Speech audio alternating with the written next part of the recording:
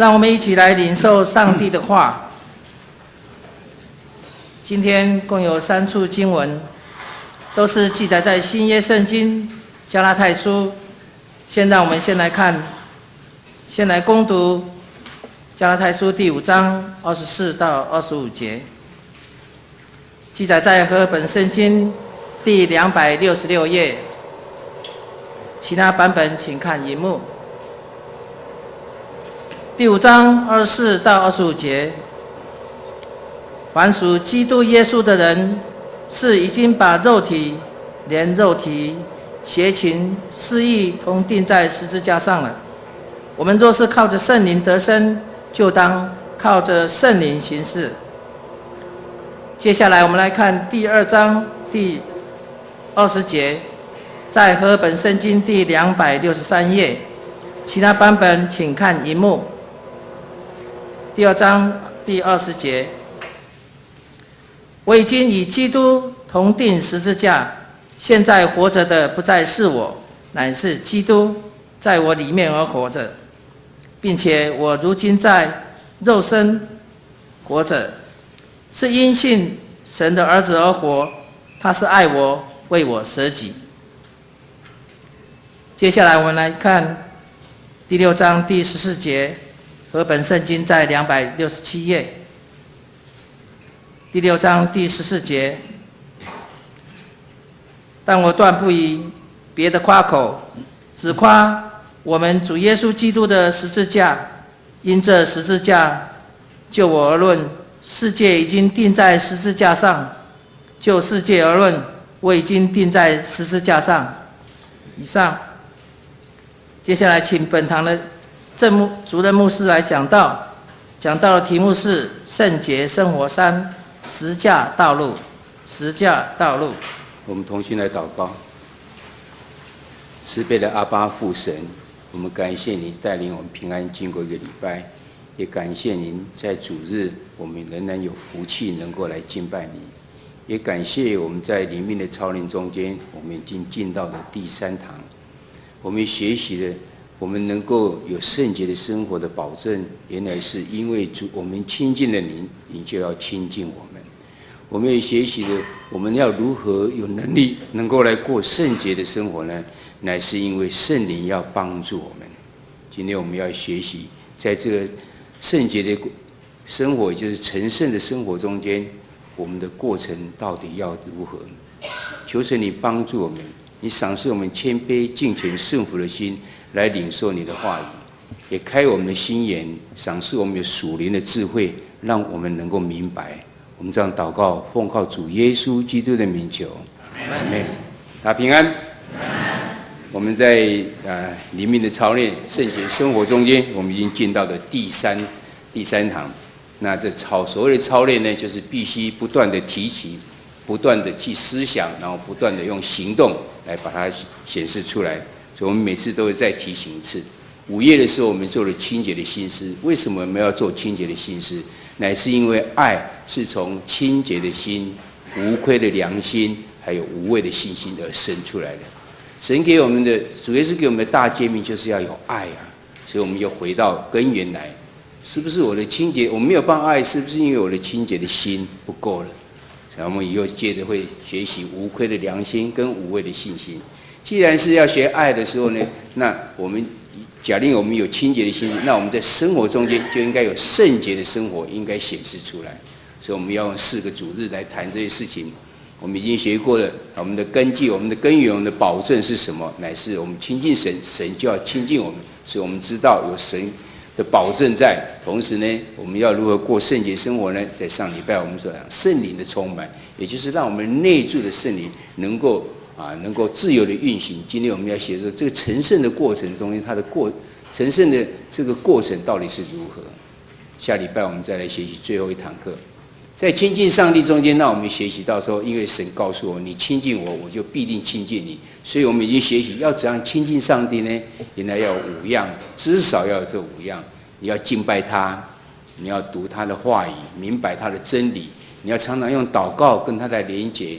你要用一个心甘情愿、真实的心来，不是只有表面，而是用渴慕的心来。然后你要有一个清洁的全人。亲的虔诚包括我们的言语，包括我们的行为，包括我们的感情，包括我们的思想，用清洁的心思来亲近神，因为神是圣洁的。所以我们这是上帝给我们的保证，你亲近我，我就亲近你。所以我们就可以在这条道路上，我们就要去操练。那在圣灵充满中间给我们的学习是这样，因为圣灵，所谓圣灵就是一个圣的灵，那因为是上帝的灵，上帝是圣洁的，所以他的灵当然是圣洁的。所以我们若是被这圣灵充满的时候呢，我们才有办法活出圣洁的生活。我们要被圣灵充满之后呢，如何知道你有被圣灵充满，或是如何在渐渐的在这个圣洁的生活中，你渐渐的已经在进步中间，乃是看我们有没有结出圣灵的果子，就是仁爱、喜乐、和平、忍耐、恩慈、良善、信实、温柔、节制。你要每天去查验，我那些不好的是不是越来越减少的，然后我这些圣灵的果子，我是不是越来越能够彰显出来呢？那在整个这个过程中间的时候呢，我们今天要学习到这个过程中你会觉得是如何呢？原来这几件事情中，我们都看到一件事情，就是要我们治死之恶，然后活出善。有一个死又是恶，又在我们一个人的身上，又是死又是活，它的过程到底是要如何？你如何在你身上的这些恶把它死掉，然后能够活出这个善出来呢？这是今天我们要学习。我们先一起来看耶稣他怎么讲呢？耶稣他说明死跟活两个如何能够同时，这个过程中间是如何。第一个，他用羔羊来比喻，他自己就是一个羔羊，就是一个祭物。他燃烧了他自己之后，然后呢，这是象征他的死。但是我们看到最后是神喜悦这件事情，神悦纳这件事情，就让耶稣高升到他的座位的他的宝座中间的右边，就高升的耶稣。也是让他又复活起来了，这是表明他的活。一个人的死跟一个人活，在这边就很明显的看出来了。或是用另外一个例子，耶稣也讲过说，一个例子，一粒麦子来表明他的死。因为麦子要是落在地里面的，圣经节告诉约翰福音第12章21节说，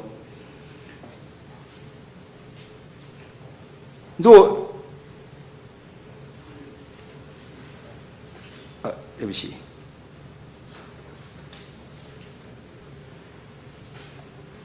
一粒麦子不落在地里死了，仍旧是一粒；若是死了，就结出许多子粒来。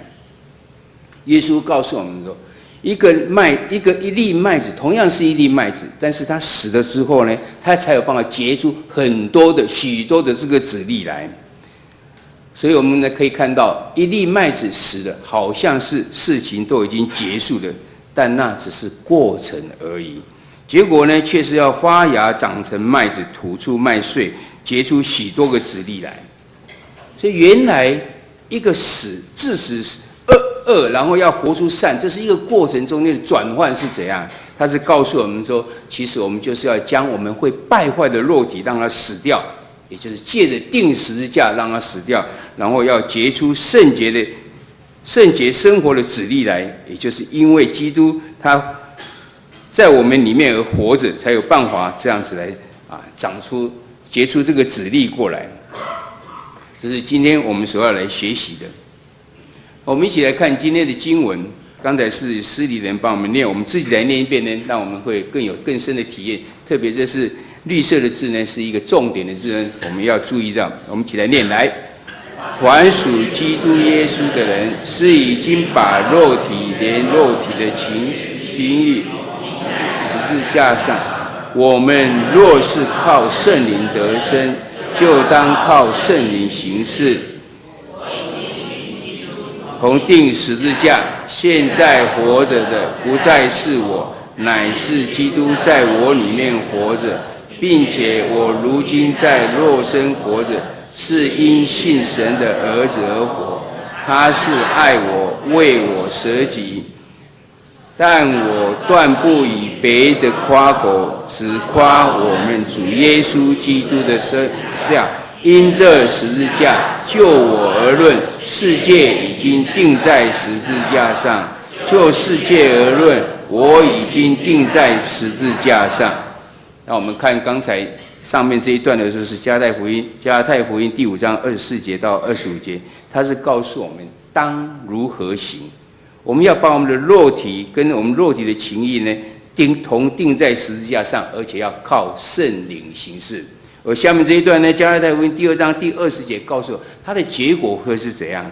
活着的不再是我，乃是基督在我里面活着。进到加拉太书第6章第14节告诉我们的，为何是这样呢？因为这样，在这十字架上就我而论的时候，这世界已经被定了；而就世界而论呢，我已经被定了。这是今天的圣经节所告诉我们的。我们在成圣的过程中间，大家都知道，我们应该要追随耶稣。那么耶稣的呼召是什么？耶稣他在呼召他门徒是很简单讲，他会讲来跟随我，来跟随我。这记载路加福音的第9章23节到第24节之间。这边告诉我们说，若有人要跟从我，就当舍己，天天背起他的十字架来跟从我。因为凡要救自己生命的，必上吊生命；凡为我上吊生命的，必救了生命。这边告诉我们，追随耶稣的意义到底是什么？这边讲的是有4点。追随耶稣的意义呢，第一点是让人舍己。什么叫舍己呢？你就是要否认自己，你已经不再自我中心了。你的思想不再是靠自己，你的义、你的对错也不再是用自己的义、自己的对错，乃是用主耶稣、用上帝的话语来让我们知道什么叫做义，什么叫做对，什么叫做错。你第一个你要舍己，第二个呢，你要背起十字架。背起十字架到底是什么意思？主耶稣为我们被钉十字架，所以他告诉我们，主耶稣为什么被钉十字架？因为他照着父上帝的命令在走。我们世人不明了他，就将他钉在十字架上。所以背起十字架意思是告诉我们，我们要预备心。我们有可能会因为忠于上帝的缘故呢，而要面对像钉十字架这样的酷刑。我们有可能会这样子，并不是说你一定会这样子。你要能够天天背起你自己，或另外一个说法是背起你那些因为着罪过而必要被钉十字架的这些罪。你承认到神的面前来认你的罪，也代表了背起你的十字架，它是多方面的意义存在。第三个呢，你要付出你的生命。为何要付出生命呢？你是为了基督或者为别人，你要燃烧了自己，也就是我们人活在世上的特别重要的意义。我们活在世上，基督徒的生命的价值观是乃是荣神益人，不是为了自己，你是为了荣耀神，而且是为了对别人有帮助，所以你必须要付出这个生命。当我们这样的时候呢，主耶稣告诉我们，你跟随我，并不是都是好像看起来很辛苦的样子，最后你要得永生的报赏。原来我们讲说我愿意跟随耶稣，你有没有想过要付出这么多的牺牲呢？还是你只是看到最后一项呢？我为了要得到永生呢，我为了要得到有那个永生的盼望，所以我跟随了主耶稣。但是主耶稣在路加福音里面告诉我们，你要跟从我的人，你应当舍己，你应当天天背起自己的十字架，还要你要舍弃上吊你的生命。但是你上吊生命之后，你必救了你的生命。所以跟随耶稣的意义是这样子的深沉在我们里面。你要想到说，我跟随耶稣原来是要有牺牲的，要有付出代价的。我要舍己，我要否认自己，只有让主在我的生命中间来掌权。我有可能会因为忠于上帝，我会碰到的一些困难。这些困难有很多是透过魔鬼，透过很多种方式来攻击我们。有类似像这样子的，甚至我们会丧失了生命。但是神给我们的应许是，你要得到永远的救恩在。跟随主耶稣原来是这样子。当我们，所以这告诉我们说，你钉十字架呢，意思就是上吊生命，而只有上吊救的生命呢，你才能够得到新的生命。因为我们的旧的生命是不好的生命，就像是麦子一样。他将他自己，他要是没有落在地面里面，他永远都是一粒麦子。在金字塔里面，他们打开看之后，看到还有一粒麦子在，还有一个种子在。经过几千年还是种子，他们把那个种子拿出来以后，再放到地面上，竟然又长起来了。我们要是没有像这样将我们旧的生命放掉的话，你永远就是旧的生命，经过2000年还是旧的生命。但是当你愿意放掉你旧的生命的时候，就像这个麦子，这个种子愿意种在地面上的时候，你就长出了新的生命出来了。耶稣呢，所以他要呼召我们呢，要跟他一起来钉十字架，一同死，而且是天天背着十字架，天天来同钉死。因为我们人的软弱，所以需要强调天天。我们常常今天我们过得非常荣耀神的生命，但是呢，隔天我们恐怕又这样，又没有办法荣耀神了。所以我们必须天天来思考的这些问题。对于天天能够同钉十字架，保罗他自己给我们最好的这些模范跟他的诠释，记得在哥林多后书第11章23节到29节。哥林多后书第11章23节到29节，保罗他自己讲了他到底受了多少个苦。他说：“我比你们多受劳苦，多下监牢，受鞭打是过重的，冒死是屡次的。我被犹太人鞭打5次，每次40减去1下；被棍打了3次，被石头打了1次；一早船坏3次，一昼一夜在深海里，又屡次行远路，遭江河的危险、盗贼的危险、同族的危险、外邦人的危险、城里的危险、旷野的危险、海中的危险、假兄弟的危险，受劳碌，受困苦，多次不得睡，又饥又饿，多次不得食，受寒冷，赤身裸体。除了这外面的事，我还有为众教会挂心的事，天天压在我身上。”就他讲说，有谁软弱，我不软弱吗？有谁跌倒，我不焦急吗？原来为了跟随基督，你有时候要付出这么多。保罗给我们最好的这个模范诠释，为了这样，但是他并不叫苦，因为他是为了主在做。而他能够这样，也不是因为他，因为现在活的不再是他活，乃是基督在他里面的活。所以这是一个以主这个主耶稣给我们的呼召，会碰到这样的情形。所以我们一起来看，那同钉十字架到底是什么意思呢？我们都知道，在前次的时候，我们已经提到说，圣灵跟情义两个是在我们的思想的战场上在相争。哪一方面得胜呢？其实是看我们愿意顺从跟体贴谁。我们要是体贴圣灵的话呢，我们就让圣灵在我们心中的自由运行了。但是我们若是体贴的肉体的话呢，就让肉体它战胜了，我们就开始有一些败坏的行为会生出来。但是我们要是顺从情义的时候呢，它结果是怎样？我们看到的是说，就像罗马书第7章第19节说的：“所愿意的善反不做，所不愿意恶倒去做。”但是当我们要是顺从圣灵的体贴圣灵的时候呢，我们就能够结出圣灵的果子，就像我们上一堂所讲的仁爱、喜乐、和平等等这些。但因为我们是亚当的后代，情义就在我们的肉体中间，是我们身体心灵的一部分，所以除非我们死掉，我们的身体我们的心灵不再有活动，情义也才能够停息。没有错，死是唯一的方法，但是不是你的生命死掉吗？在圣经中间告诉我们的死，跟主耶稣一起钉十字架的死呢，它有不同的意义存在。在刚才我们看过加拉太书第6章第14节的时候，就已经告诉我们，它有2方面的意义。第一方面意义就是说，就我们而言呢，这些肉体的东西，这些老我，这些肉体情义，这些事业，已经归在主耶稣的身上，一起钉在十字架上。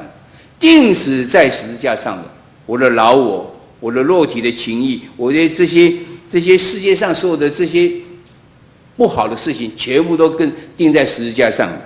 对这些来讲，另外一个对我们自己来讲呢，对于那些老我这些事情来讲呢，我也钉在十字架上了，你没有办法再困扰我了，所以这些都没有办法再影响我了，因为我已经被钉在十字架上，你也被钉在十字架上了。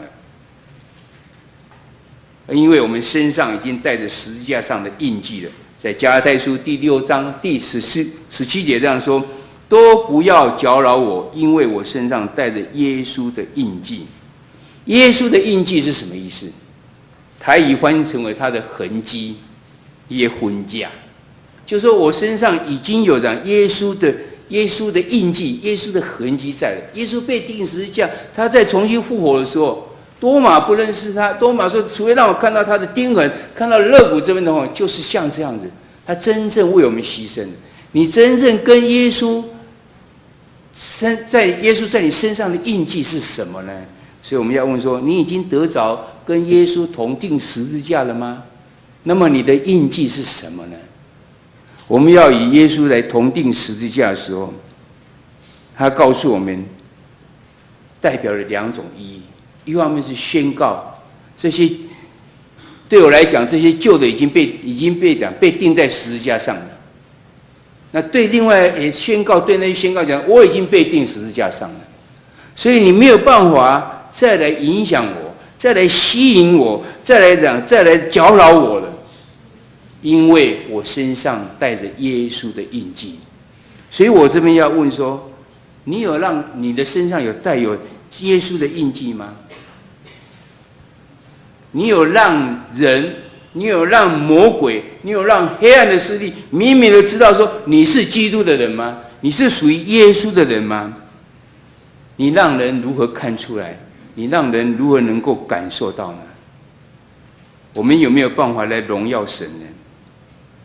这是耶稣与耶稣同定十字架，我们要去深深的思考这件事情。为何以耶稣同定十字架，就是一种我们可以远离魔鬼呢？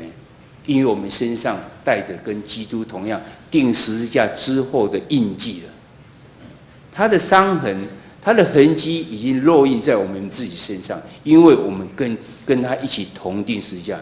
问题是回来说，我们有吗？这是我们应该去思考的部分。但是同钉十字架呢，只不过是一半而已。就像我们远离恶，你要不亲近善的话呢，还是不够的。那要如何呢？钉十字架之后应该是怎样？应该是要让基督在我里面而活着，这样才有办法。就像加拉太书第2章20节所说的：“现在在活的不再是我，乃是基督在我里面活着。”要如何呢？所以我们来看，以基督在我里面活，代表是怎样意思？我们看到与基督同定十字架，只是一粒麦子死了，尚未结出许多的子粒来，所以我们需要以基督来连结，也就是让基督在我们里面活着。罗马书第6章的第5节、第8节这样说：我们若在他死的形状上与他联合，也要在他复活的形状上与他联合。我们若与基督同死，就信必与他同活。这就是要连结，这是基督的一个应许。我们若在他里面同定十字架呢，就要跟他一起同活。我们既然与基督同死，也必与基督同复活。从此呢，是基督与我们一起活在我们的里面。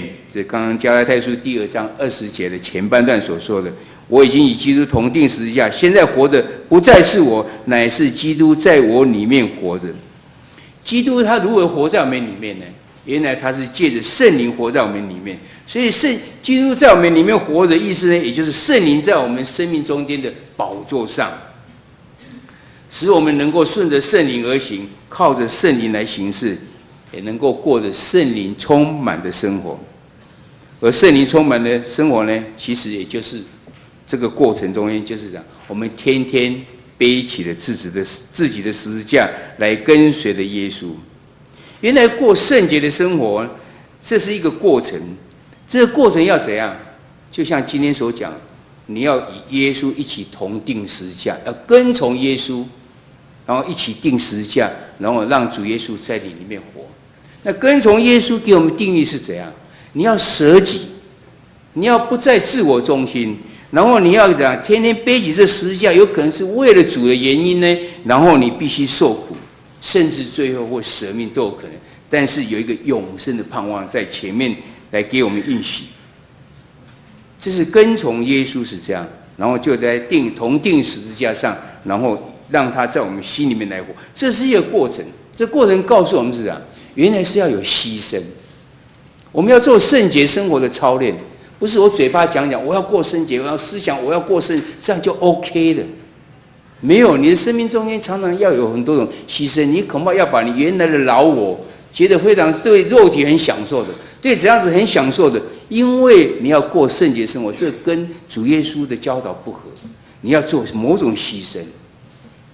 主耶稣甚至连他在地面上的生命他都牺牲，他要我们效法他，他要我们跟随他，也给我们告诉我们跟随他的定义是什么。不是一个只有盼望永生在而已，而是要舍己，要背起我们的十字架来。我们有可能会上掉我们的生命，但是上掉生命是为了要得到生命。成圣或者是圣洁生活的过程，原来是一个牺牲的过程。你愿意要成圣吗？你愿意要过一个圣洁的生活吗？那你就要追随耶稣。耶稣他怎样子的过，就是我们给我们最好的榜样。我们结论来看，在这整个过程中，其实这两个都让我们去思考到。我们在上礼拜已经谈到，当你体贴肉体的时候，就有这几个情形会产生。这只不过其中的15项而已，包括我们的奸淫、污秽、邪荡、拜偶像、邪术、仇恨、争竞、记恨、恼怒、结党、纷争、异端、嫉妒、醉酒、方言等这些事，这些有没有还在我们生命中间出现呢？要是有的话，显然我们还没有定十字架，显然这些都还没有被定十字架，我们的努力还不够，所以我们要天天定十字架，不是只有一次，不可能有一次就结束的。那另外告诉我们说，你的仁爱、喜乐、和平、忍耐、恩慈、良善、信实、温柔、节制，在我们生命中间有没有活出来啊？要是没有活出来的话，显然我们还没有复活，没有让主耶稣在我们里面一起来生，让我们在活的不再是我们在活，而是基督在我们里面活着。这是一个很容易可以去查验我们自己。圣洁生活、成圣，它是一个过程。这个过程是天天在进步，恶的部分天天在致死，天天在定十字架，而在与主同活的时候里面，这边也是天天的在增加，圣灵的果子一天一天的彰显出来。操练就是这样子，你天天在思想着，你天天在检讨着，我在这个操练中间，我是不是行出神所喜悦的？若是没有的话，我应该怎样？回到第2堂课告诉我们，你只有让圣灵来帮助你，而且你不要怕，你不要有怀疑，我这样做的时候真的可以吗？上帝告诉我，你亲近我，我就亲近你啊，这是一个保证在。那为我不行呢？是不是圣灵没有办法让圣灵在我身里面，在我里面来自由运行呢？上礼拜的课也告诉我们，其实我们受洗之后，我们领受圣灵，但是我们的心中仍然有圣灵跟邪灵在。哪一方面会战胜呢？就在我们，你体贴肉体，还是体贴圣灵呢？当你体贴圣灵的时候呢，圣灵就能够自由运行，你就越能够结出圣灵的果子出来。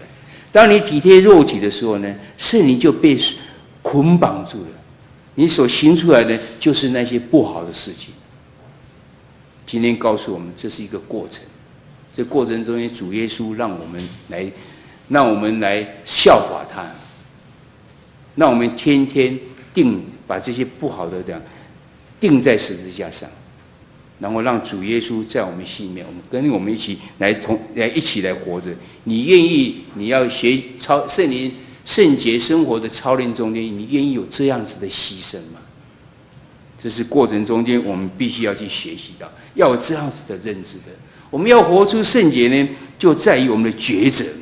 你选择是顺服体贴圣灵呢，或者你要选择随从跟体贴情义呢？我们若是靠着圣灵而得生的时候呢，就当靠着圣灵行事，体贴顺服圣灵，就背起自己的十字架，跟从主耶稣过圣洁的生活。过圣洁的生活乃是一个成圣的过程，需要不停的提醒我们这3件事情。所以你就看到3一的神怎样子的帮助我们。我们需要亲近上帝，这是一个根源跟一个保证。我们需要怎样满有圣灵，因为这是一个力量，它给我们智慧知道。我们需要跟从于基督，因为基督的牺牲带来了永生。这是我们在做圣洁的生活中常常要提醒自己：我需要上帝，我需要亲近他，我需要圣灵给我帮助。因为有耶稣的牺牲，我们才有永生的盼望。所以我要跟从圣基督。每次我们结束的时候，都盼望你能思考这个3个问题，知道说这个成圣洁的生活是一个过程，我们需要有所牺牲，就像效法基督一样，你才会带来有永生的盼望。那你的行动要是什么呢？你的行动的时间点是什么？我们希望神能够帮助我的到底是什么呢？我们就向神来祈求。在问题思考中间呢，给我们3个讲说，你今天有什么感动呢？你大概有什么准备有什么行动出来？然后我们要讨论说，我如何能够与基督同定十字架呢？能够与基督来同复活呢？与基督同定十字架跟同复活，对我有什么体验呢？你曾经有这样的体验，盼望我们在小组分享中间能够成为别人的帮助。盼望大家在圣洁的生活中间的操练中间，我们每个礼拜都在进步中。我们先有一个保证在，我知道我亲近上帝，上帝就亲近我。我怎么亲近上帝呢？我要怎样？我要敬拜他，我要读他的话语，明白他的心意，然后我要常常祷告，加添我的力量在。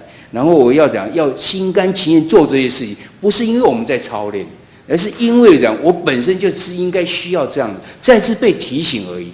然后我要我要怎样来亲近他？我要一个清洁的我来亲近他，乃是一个全人的我。我必须在言行、行为还有感情、思想上能够洁净以后来亲近神。当我们有这样保证之后，知道我亲近神绝对会有结果的，再加上圣灵来帮助我们。圣灵怎样帮助我们？因为他内住在我们里面。我们要是愿意体贴圣灵的话，他就彰显出来，就让我们结出圣灵的果子出来。你可以常常查验，你的这个不好的行为比较多，还是有没有渐渐减少？圣灵的果子有没有渐渐的彰显出来？就知道圣灵怎样子在帮助你。今天又告诉我们，这个过程并不是那么容易，就像主耶稣基督为我们牺牲一样。就是我们要跟随主耶稣一样，这个跟从主耶稣乃是代表着我们要舍己，我们要背起我们的罪，甚至有可能会牺牲生命，但是它带来的是怎样？带来的是永生的盼望。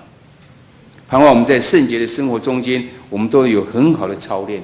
这个操练不是为了别人，是为了我们，因为我们要有爱，我们有清洁的心，我们就要有圣洁的生活出来。愿神祝福在所有愿意这样子的好好的努力的去这种操练的人，都能够得到神的帮助，也能够过圣洁的生活，蒙神的喜悦。同心来祷告。慈悲的阿爸父神，我们感谢你，让我们在圣洁生活的操练中间，我们已经得到了保证。我们也知道圣灵会来帮助我们，让我们能够去战胜，也能够过个圣洁生活。但我们今天又再次的明白，主耶稣为我们的牺牲，我们要跟随他的时候，我们也知道在这整个操练中间，我们要有所牺牲，我们要有所付出代价。求神你来帮助我们，让我们明白。但是你将最美好的东西赏赐给我们，经过这些之后，我们就有永生的盼望。感谢神，让我们在这操练中间都能够明白你的话语，也能够持续的操练，成为我们的帮助。现在我们满心的感恩与祈求，这时候我们要同心用使徒信经来信仰告白。我信上帝，全能的父，创造天地的主。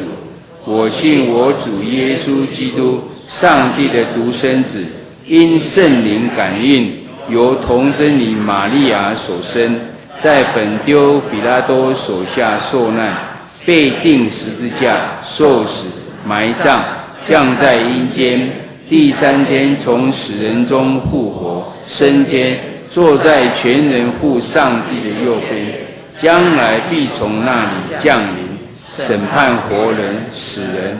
我信圣灵，我信圣而公之教会，我信圣土相通，我信罪得赦免，我信身体的复活，我信永生。